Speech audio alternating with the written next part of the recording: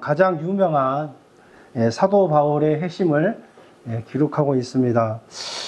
저는 19살 때 신학교에 들어가서 군대 간 3년의 공부 뒤에는 35세까지 신학 관련 공부를 했습니다. 또 시간을 빌어서 35세까지 제가 홍어를 얼마나 많이 팔아먹었겠습니까? 공부를 하려고요. 제 어머니께 감사를 드리고요. 물론 밴쿠버에서도 2년 정도 학교를 다녔지만 그건 신분 유지용이라 공부했다고 말하기는 좀 그럴 것 같습니다. 또한 저는 이제 23살부터 교육전도사를 목포에서부터 시작해서 서울과 인천과 미국에서도 사역을 했었습니다. 물론 지금 교회를 개척해서 사역을 하고 있지만 제가 사역을 하면서 수많은 교회들을 만나지 않았겠습니까? 오랜 세월 동안에 수많은 교인들을 접하는 가운데, 그리스도인들을 접하는 가운데 핵심의 종류를 3가지 정도 구분할 수 있지 않겠나 생각해 봅니다. 이건 어떤 학문적인 분류도 아니고 논리적인 분류도 아니에요. 제 개인적인, 지극히 개인적인 견해예요. 왜냐하면 어쩌면 논리적인 오류가 있을 수도 있기 때문입니다. 자, 첫 번째는요. 오늘 본문의 사울처럼 아주 극단적인 경험을 통해서 주님께 돌아오는 경우가 있는 것 같아요. 무슨 병을 통해서 돌아온다든지, 사업이 완전히 망해서 돌아온다든지, 어떤 치명적인 죄를 짓고 돌아온다든지, 어떤 충격이 주님께 돌아오는 계기가 된다는 거죠. 우리가 잘 아는 종교개혁자 루터도요, 1905년에 친구랑 같이 여행을 가거든요. 여행을 가다가 번개와 천둥과 폭풍을 몰아치는 곳에서 친구가 갑자기 죽게 돼요. 그래서 아마 나중에 루터의 말에 빌리면은 친구가 죽는 게 본인이 하나님께 돌아오는 핵심의 계기가 되었다. 이렇게 고백을 하고 있습니다. 두 번째는요, 저 같은 케이스가 많이 있는 것 같아요. 혹시 저에게 혹시 언제 구원을 받으셨습니까? 물어보면은 저는 글쎄요, 잘 모르겠는데요. 확실치가 않아요. 이게 제 대답입니다. 여러분, 구원이 확실치가 않는 것이 아니고요. 내가 언제 구원받았는지 분명하지가 않다는 거예요. 그렇다고 해서 제가 구원 안 받은 건 아닙니다. 저 이름에도 구원의 확신도 있고 구원받은 사람이에요. 그런데 너 언제 받았어? 그러면 글쎄요. 이렇게 대답할 수밖에 없다는 거예요. 세 번째는요. 유사의 힘이 있는 것 같아요. 자기는 구원받은 줄 알고 깊이 오랜 세월 동안에 더듬어 보면 아니에요. 가짜의 힘이에요. 성경에도 가짜의 힘자들이 있었죠. 우리가 잘 아는 가룟 유다 같은 경우도 있었고요. 다른 유다와 구분하기 위해서 히브리 말은 캐리옷이라는 말인데요. 가룟이라는 말은 유대 남부 지방의 한 지방이죠.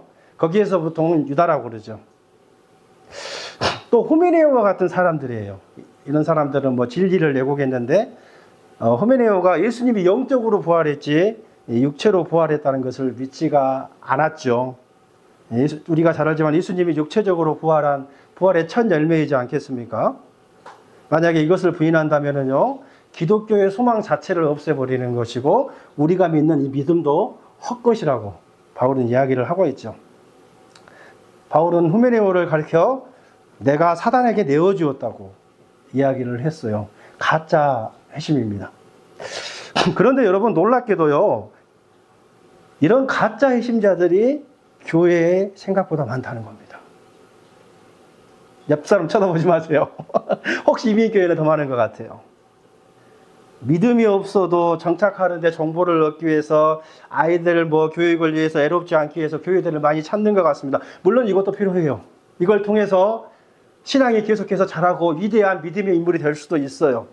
그럼에도 불구하고 교회 안에 어쩌면 가라지와 같이, 여러분 시골에 가면 벼가 자라지만 피가 있잖아요. 피. 잘 구분하기, 굉장히 구분하기 힘들어요. 그런 벼의 피와 같이 계속 믿음이 없어도 교회 다니면 어떻게 해야 돼요? 나중에는 믿음이 없어도 어떻게 해요? 장로가 되고 권사가 되고 그 교회의 지역 유지가 되는 거잖아요. 터줏대감 역할을 하는 것을 볼 수 있어요. 이민교회는 더 그럽니다. 한때 유행처럼 번졌던 파가 있었습니다. 구원파라고 여러분 들어보셨죠? 2018년도 2월 첫째 주에 제가 밴쿠버에 처음 와서 간 교회가 나중에 알고 보니 구원파 교회였어요. 버나비에 있는 한인 교회인데요.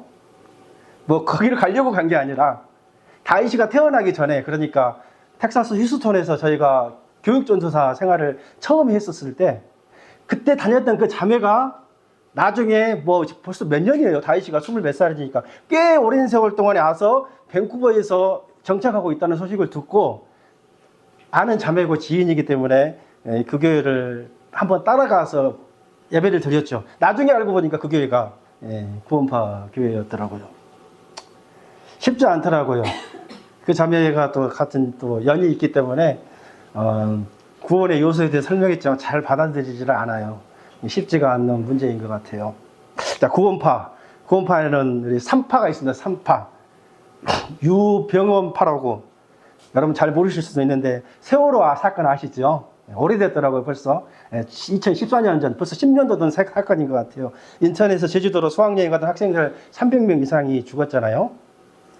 세월호 운영회사가 청해진 해운 소유인데 그게 이제 유병원파 소유의 것이었죠. 그 다음에 유재열파. 유재열파 싸이는 아시죠? 뭐 강남스 싸이 뭐 이거. 유재열이가 싸이의 장인이죠.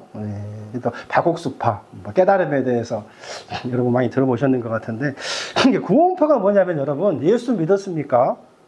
물어보잖아요. 예수 믿는데요. 그럼 뭐라고요? 꼭 물어보는 게 뭐예요? 언제 구원받았습니까? 물어보더래요. 언제 구원받았습니까? 뭐, 저 같은 경우 그러죠. 글쎄요. 그러면 뭐라는 줄 아세요? 당신의 구원은 가짜입니다. 어떻게 출생하지 않은 삶이 있을 수 있으며 구원받은 날짜도 모르고 어떻게 구원이 임했다고 볼 수가 있겠습니까? 이렇게 말하는 거예요. 당신의 구원은 다시 한번 점검해 와야 됩니다. 이렇게 많은 사람들을 헷갈리게 했어요. 구원파가요. 여러분 근데 한번 생각해 보세요. 우리 모두가 태어난 날 생일이 있는데요. 오늘 또 이렇게 5월달 생일 파티를 하는데, 5월달에 제가 생일 한 명 있다고 그랬잖아요. 다니엘 생일이 5월 29일이에요. 다니엘 생일이 언제라고요? 5월 20, 언제라고? 너 어떻게 알았어? 어떻게 한 거야? 엄마 아빠가 그날 태어났다고 알려주니까 안 거 아니에요, 여러분? 맞죠? 알려주니까 안 거예요. 아, 내 생일이 5월 29일이구나. 듣고 아는 거예요. 근데 여러분 만약에 다니엘이 태어났을 때요, 아, 이 날이 5월 29일이구나. 그렇게 알고 태어나지는 않잖아요. 그렇죠? 잘 몰라요, 여러분. 마찬가지예요. 그래서 여러분, 구원의 확신이라는 것은 굉장히 좀 신중하게 접근을 해야 됩니다. 구원이 정확히 언제 나에게 임했느냐, 이건 모를 수 있어요. 뭐 저도 초등학교 때부터 교회를 다니긴 했지만 저도 잘 몰라요. 아마 우리 교회 대부분의 학생들이 엄마 뱃속에서부터 다니는 모태 신앙이었기 많기 때문에 아마 그들도 당연히 모를 겁니다. 언젠가 슬그머니 믿었던 때가 있었고 앞으로 또 믿을 날이 있을 거예요. 분명합니다, 그거는. 그런데 오늘 바울의 경우는 전자의 경우입니다.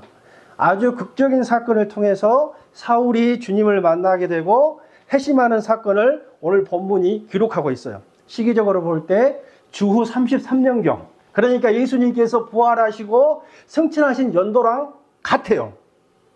사울의 나이가 32살 정도. 그러니까 뭐 2000년 전에 32살이면 우리가 청년 사울이라고 그러지만은 뭐 20대 뭐 그런 청년이 아니에요.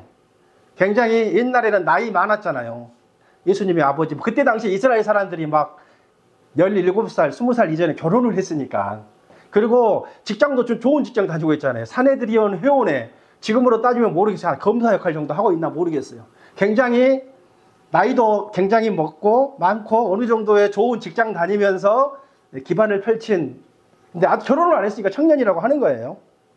예수님이 BC 4년 출생이니까 아마 예수님이 사울보다 5살 정도 더 많다는 학자들도 이렇게 추정을 하죠. 자, 회심. 회심은 방향 전환을 말하죠. 예. 컨버트, 바꾸다, 그런 뜻이잖아요. 컨벌전. 생각과 감정을 포함한 마음의 전환. 그게 바로 컨벌전, 회심입니다. 이 회심은 강력한 삶의 변화를 동반하죠.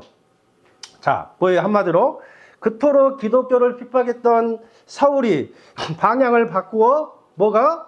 복음을 증거하는 사도가 되었다는 말입니다. 이것이 그의 삶에 너무나도 중요했기 때문에 바울은요, 가는 곳마다, 예배 시간마다 자신의 간증을 많이 했던 것 같아요.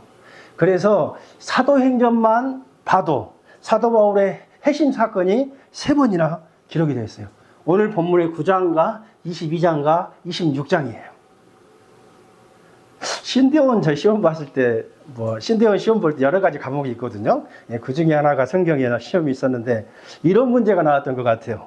사도 바울의 핵심이 기록되지 않는 장은 무엇인가? 사도행전 9장, 사도행전 22장, 25장, 26장. 답이 뭐예요? 25장. 이런 식으로 나왔던 것 같아요. 여러분, 얼마나 놀라운 변화입니까? 사람이 잘 바뀌지 않는다고 하는데요. 사람은 못해도 하나님이 하시면 가능한 줄로 믿습니다. 이 놀라운 변화를 가리켜서 한 신학자는 이렇게 적고 있습니다. 그리스도께서는 사울을 바울로 바꾸셨다. 그리고 바울은 세계의 역사를 바꾸었다. 이 이상 무슨 말이 더 필요하겠습니까? 자, 먼저 본문 1절과 2절을 한번 읽어보겠습니다. 예수님을 만나기 전 사울의 모습을 볼 수가 있는데요. 시작.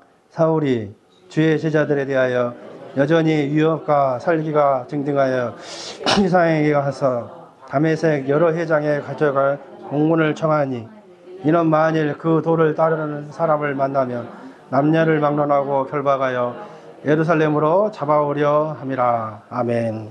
이 한글 성경에는 빠져 있지만은요, 헬라어 원문에는 접속사 대 그러나가 붙어 있습니다. 예. 그러나 이렇게 시작하는 거죠. 그러나 사울이 주의 제자들에 대하여 이렇게 기록을 하고 있는데, 우리가 이게 몇 주 동안 살펴본 대로 이전의 내용은 2000년 교회 역사상 최초로 사마리아 성을 복음화시키고 에티오피아 여행 간다게 고위관리 내시에게 복음을 전하고 세례를 베푼 빌립의 놀라운 사역들을 우리가 살펴봤는데요. 빌립이 그처럼 위대한 전도자의 길을 걷던 바로 그 순간에도 사울은 그리스도인들에게 여전히 위협과 살기가 등등했다는 것입니다. 마치 여러분 야수와 같지 않습니까? 저희 안에 저보고 늘 성질 더럽다고 하는데요. 이 사울 같은 사람하고 비교하면 저는 순한 양입니다. 잔인하게 사람을 죽이려고 찾아다니는 또 분노가 극에 달아서 이글거리는 얼굴을 한번 상상해 보시면 될 것 같습니다. 그런데 여러분, 사울은 왜 그렇게 그리스도인들을 싫어했을까요? 왜 교회 다니는 사람들이 그렇게 미웠을까요? 혹시 여러분의 주위에 예수쟁이들 진짜 밥맛 없다 이런 사람들이 있을지 모르겠지만 우리 교회는 참 밥맛이 좋은데요. 그 신앙 때문에 그랬죠. 사도 바울은 한마디로 철저한 유대교 골수분자입니다. 유대교는요, 하나님을 철저히 믿을 뿐만이 아니라 오실 메시아를 굳건히 기다리고 있는 종교적인 체계를 가지고 있죠. 그리고 그 신앙은 한 번도 흔들린 적이 없습니다. 그리고 반드시 그 메시아가 오실 것이라고 기다리고 있죠. 그런데요, 어느 날 나사렛 촌동네 출신의 허름한 청년 하나가 일어나더니요, 사실은 내가 그 하나님의 아들 메시아다 이러고 돌아다니는 거예요.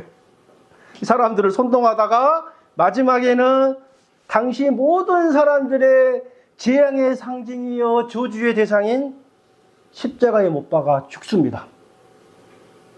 이것은요, 유대교 신자들이 꿈꾸고 기다리는 메시아가 절대 될 수가 없습니다. 유대교 신자들이 꿈꾸는 메시아는 절대로 그렇게 죽어서는 안 돼요. 저주와 재앙의 상징인 십자가에 그렇게 비굴하고 비참한 모습으로 메시아가 죽는다는 것은요, 여러분 있을 수가 없는 거예요. 이것은 유대교 신자들이 가장 싫어하는 신성모독이 벌어진 겁니다.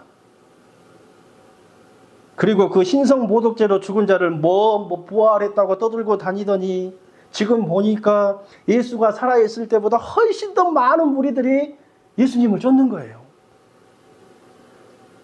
사울이 보기에요, 그렇게 많은 사람들을 미혹하는 이 비진리들, 이 이단들, 그냥 놔두면, 그냥 간과하면 안 되겠다고 생각한 거죠. 유대교 이름으로 완전히 박멸해야 되겠다고 생각한 겁니다. 만약에 여러분, 내 가족이, 우리 교인들이 만약에 여러분 이단에 빠지면 가만히 있겠습니까? 물론 우리도 말리고 뭐 회의도 하고 권유도 하고 뭐 안 되면 화도 내겠죠. 그러나 거기서 멈추겠죠.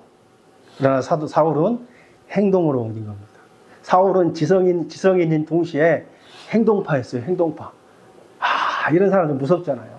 보통 지성인들이 행동 잘하지 않잖아요. 탁상 공론만 강하지. 사울은 행동파였다고요. 그래서 사울은 스데반을 죽이는데 앞장섰고요. 예루살렘 교회에 씨를 말리려고 했죠. 실제로 씨를 말렸어요. 교회 문을 닫게 했으니까. 그렇잖아요. 이제 그것도 이제 만족할 수가 없어가지고 다메섹까지 가서 흩어진 그리스도인들을 잡아서 마지막 한 사람까지 감옥에 쳐넣으려고 대제사장에게 공문, 체포영장을 청구합니다. 그리고 형사들과 경찰들을 데리고 수배하러 다메섹으로 가고 있어요. 그 언덕만 넘으면, 다메섹이 고지되거든요. 언덕만 넘으면 이제 얘네들을 체포할 수 있는 거예요. 이들을 잡으면은요, 십자가형은 로마의 승인이 필요합니다. 사람을 죽이는 거기 때문에. 그러나 이제 이렇게 유대인들 태장이라는 게 있잖아요. 사도 바울도 태장을 5번 맞았지만 40에 감한 회초리로 때리는 거죠. 그러니까 10세대를 때리거든요. 처음에는 가슴 10세대를 때리고요. 두 번째는 뒤에 오른쪽 등 10세대, 왼쪽 등 10세대를 때린다고 그러더라고요. 이렇게 잡아오면은요, 태장을 때릴 수가 있어요. 태장을. 이렇게 해서 이제 예수를 부인하게 하려는 목적으로 이렇게 사도 바울이 분노가 뚜껑이 열리는 그 마음으로 분노에 이글거리는 모습으로 이제 가는 거예요. 왜 다메섹이냐? 다메섹은 지금의 시리아의 수도 다마스쿠스를 말합니다. 지금 아시겠지만 시리아에 내전이 일어나가지고 아마 캐나다에서도 많이 이렇게 난민들을 받은 걸로 알고 있는데요. 이 다마스쿠스에 유대인들이 한 4만 명 정도 살고 있었고 해당이 한 30개 정도 있었다고 전해지고요. 유대인들이 가장 많이 피신한 곳이 바로 이 다마스쿠스예요. 뭐 밴쿠버로 예를 들면은 노이드라고 하면 좋을 것 같네요. 한인들이 가장 많이 있기 때문에 그런 곳이에요. 자, 예루살렘에서 다메섹까지의 거리는 한 240km 정도 된다고 해요. 뭐 학자마다 뭐 213에서 40km 하는데 뭐 말로 가면은 한 4일 정도 걸리는 그 거리, 걸어서 가면 한 6일 정도 갈 수 있는 거리죠. 다메섹은 또 고지되기 때문에 아무튼 쉽지 않는 곳이겠죠. 여러분, 사울의 열심을 한번 봐보십시오. 전도자 빌립은 성령에 이끌려 에티오피아 니시를 전도하려고 광야길로 130km를 3일 동안 달려갔다고 우리가 지난번에 말씀드렸잖아요. 근데 사울은요, 성령에 이끌린 사람보다 더 열심이고 더 열정적이네요. 여러분, 그렇죠? 엄청나잖아요. 사울은 왜 이렇게까지 했을까요? 그렇게 하는 것이 사울은 옳은 일이라고 믿었습니다. 그렇게 하는 것이 하나님의 영광을 위한 것이라고 굳게 믿었던 거예요. 그리고 그리스도인이라는 이단을 다 잡아 죽이는 것이 하나님을 바로 섬기는 것이고 이것이 정말로 하나님이 기뻐하시는 것이라고 굳게 믿고 있었다는 거예요. 야, 여러분, 잘못된 신념을 가지고 있는데 본인이 모르는 거예요. 한 번도 사울은 자기가 틀렸다고 생각해 본 적이 없습니다. 자기는 이것이 맞다고 분명한 자기 확신을 가지고 있었던 거예요. 여러분, 잘못된 확신이 이렇게 무섭습니다. 먼 훗날 사울이 로마 교인들에게 다음과 같은 고백을 하죠. 한번 로마서 한번 같이 읽어볼까요? 시작. 내가 증언하노니 그들이 하나님께 열심히 있으나 올바른 지식을 따른 것이 아니니라. 하나님의 의를 모르고 자기의 의를 세우려고 힘써 하나님의 의에 복종하지 아니하였느니라. 아멘. 그렇죠? 올바른 지식을 따른 것이 아니라고 그러잖아요. 모든 인간의 마음속에는 두 마리의 개를 키우고 있다고 하는데요. 하나는 선입 견이고요. 개견자입니다. 또 하나는 편견입니다. 진짜 개는 교회 올 때 집에 두고 오고, 그러나 우리 마음에서 키우는 두 마리의 개는 항상 끌고 다닌다고 하죠. 선입견과 편견입니다. 어제 아침에 아내랑 같이 코스코 갔다가 한인마트 장 보고, 이제 우리는 보통 72의 에비뉴로 많이 오거든요. 72의 에비뉴 쪽 오면은 알리마운틴 세컨더리 앞도로로 이렇게 오잖아요. 저희 아내가 확신이 찬 듯이 저한테 그래요. 알리 약자 중에 E는 이글인 걸로 알고 있는데 R은 잘 모르겠다고. 마운틴은 산이라고 저한테. 저는 모르니까.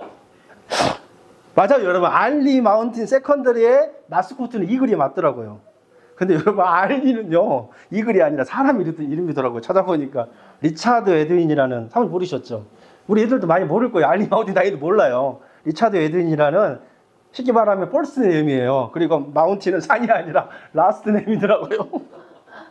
이 사람이 누구야 물어보니 그렇게 유명한 사람은 아닌 것 같고, 냉리지역 교육 발전에 기여한 사람이에요. 이렇게 해서 우리가 또 하나를 또 알게 됐네요. 아, 마운틴이 산이 아니구나. 라스트 네임을. 아무튼 그래요. 자기 확신. 여러분 한번 생각해 봐야 돼요. 우리가 예수님을 믿으면서 정말 나는 성경에서 말하는 하나님을 믿는가? 그렇죠? 내가 만든 하나님을 믿는가? 굉장히 중요해요. 제가 늘 이야기하잖아요. 교회 다니면서 지 마음대로 자기가 만든 신을 섬기는 사람이 많다니까요. 인간이 만든 신들이 많아요, 생각보다. 제가 그런 이야기를 하는 거예요. 교회 안에도 가라이들이 많다니까요.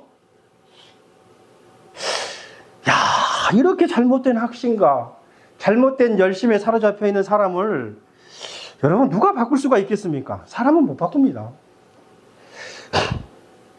조언해주면 싸우죠. 혹시 여러분 사도 바울의 스승이 누군지 아십니까? 사울의 스승, 그 유명한 가말리엘입니다. 그런데 사울은요, 스승의 말도 거역한 사람이에요. 가말리엘이 예수 믿는 사람한테 정리해주는 말이 있었습니다. 자, 사도행전 5장 38절 한번 보실까요? 가말리엘은 여러분 바리새인이면서, 바리새인은 처음에 그 세퍼레이션, 구별된 자라는 뜻이에요. 하나님을 정말로 잘 섬기기 위해서 구별된 사람이에요. 바리새라는 의미가. 처음에 의도는 굉장히 좋았죠. 가말리엘은 바리새인이면서 그 당시 최고의 석학이에요. 모든 백성에게 존경받는 인물입니다.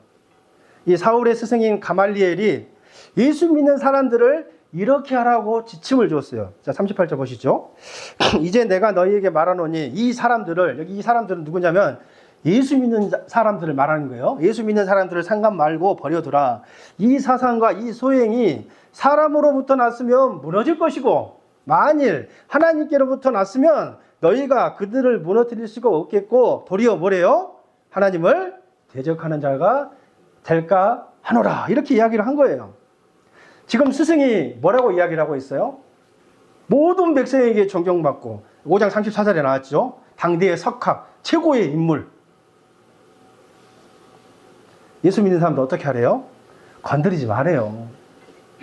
그게 만약에 비질이면, 이단이면 너희들이 건드리지 않아도 스스로 무너질 것이다. 근데 만약에 진리면은요, 하나님께로부터 난 거라면 우리가 하나님을 대적하는 자가 될까 두려우니까 그냥 뭐라고요? 내버려 두라는 거예요. 스승이 내버려 두라는 것입니다. 그런데 사울은요, 스승의 말을 듣지 않아요. 우리 큰아들 다윗의 버전으로 말하면 들어 처먹지를 않아요.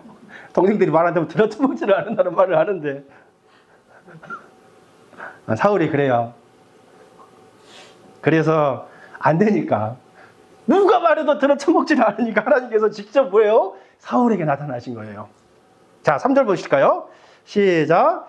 사울이 길을 가다가 다메섹이 가까이 이르더니 호련히 하늘로부터 빛이 그를 둘러 비치는지라. 아멘. 자, 다메섹이 거의 다 왔을 때죠. 호련히는 뭐예요? 우리가 이 말 잘 안 쓰는데 갑자기, 영어로는 sudden이죠. 갑자기 어디로부터요? 하늘로부터. 하늘로부터라는 말은 뭐예요? 이거는 인간이 주도한 게 아니라는 거죠. 인간이 어떤 이벤트나 조작한 게 아니라는 거예요. 무엇이요? 빛이. 2장, 아까 사도 바울이 자기 간증이 9장 22, 26장에 그랬잖아요. 22장에 보면은요, 정오에 이렇게 표현하고 있어요. 12시 정도에. 이때는 가장 더울 때를 의미하는 거죠. 그 빛이 태양보다 수십 배, 수백 배 강한 그 빛이 사울에게 임했습니다. 성경에서 말하는 이 빛은요, 하나님의 현현이 신약적인 용어인데 나타나심을 말해요. 하나님의 나타나심을 상징한 거예요. 유대인이라면 이건 다 알아요. 유대의 묵시 문학을 보면은, 구약의 묵시 문학이 뭡니까? 뭐 다니엘서, 에스겔서, 이사야서 보면은 신이 나타났을 때 이렇게 나타나는 거예요. 빛으로 나타나네요. 그래서 사울도 이걸 알 수가 있었어요.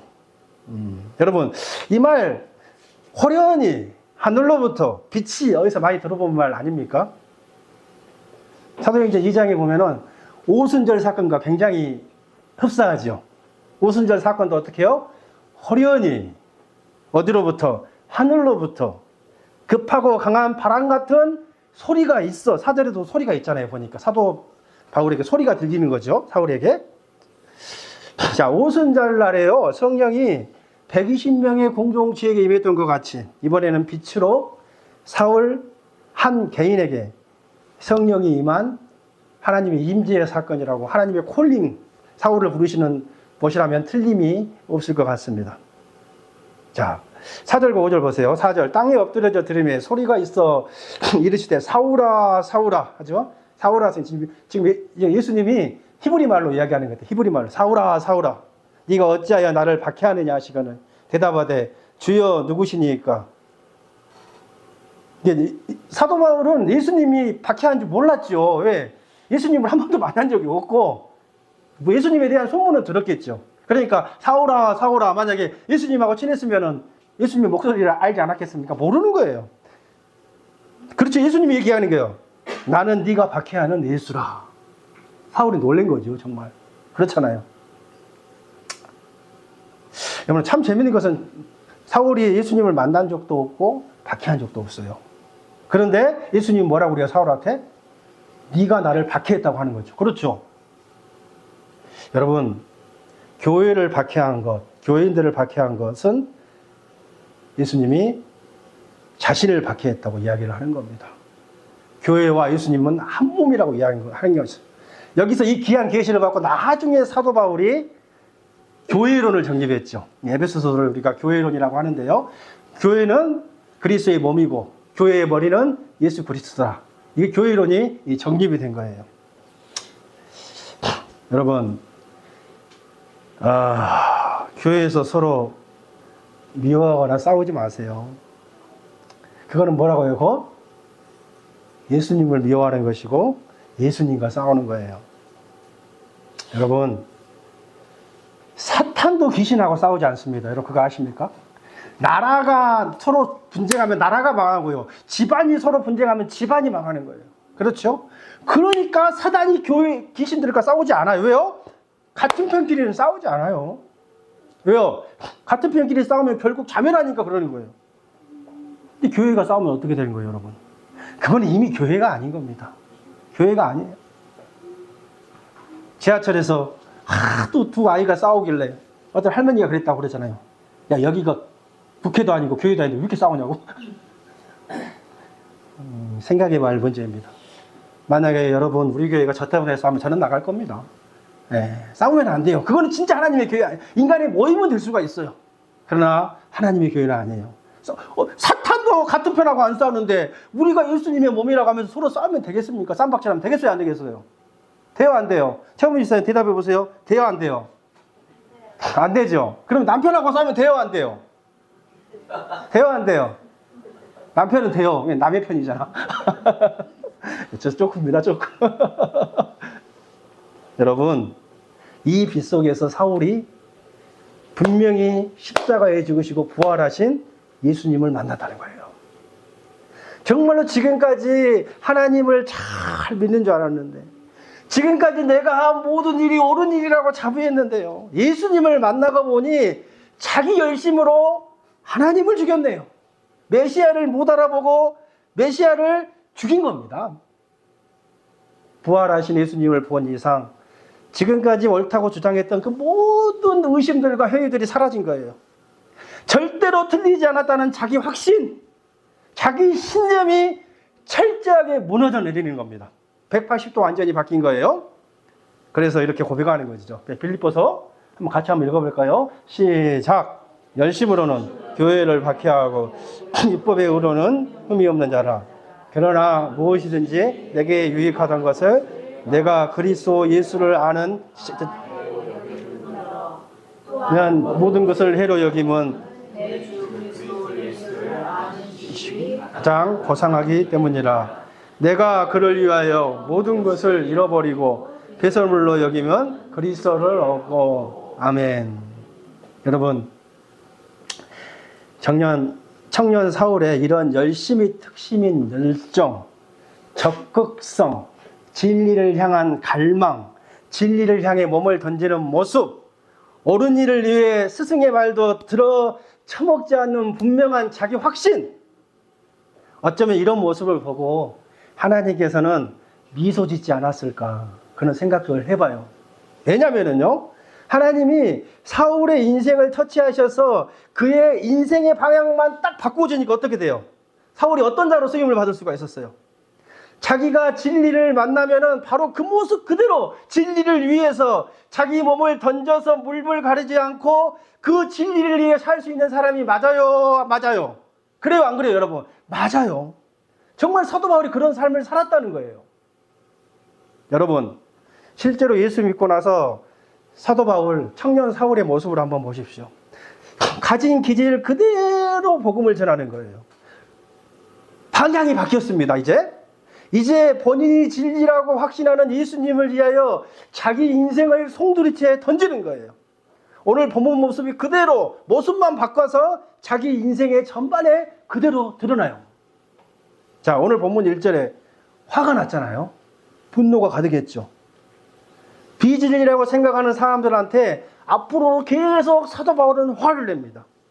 빌립보서에 보면 너희가 아직도 십자가의 원수로 행하냐고 화를 내요. 사도행전 17장에 보면은 아테네라고 하는 데를 가는데요. 아테네는 그리스의 수도죠. 그곳에 우상이 가득한 것을 보고 격분했다고 성경은 기록하고 있습니다. 열정을 주체할 수가 없는 거예요. 깨달아지세요? 그 열정을 가지고 대지사장에게 찾아가서 공문을 청했던 그 열정 그대로 총독 벨릭스를 만나고요, 총독 베스도를 만나고요, 아그리파 왕을 만나서 복음을 전합니다. 이 갇힌 거 외에는 네가 나와 같이 되기를 원하노라.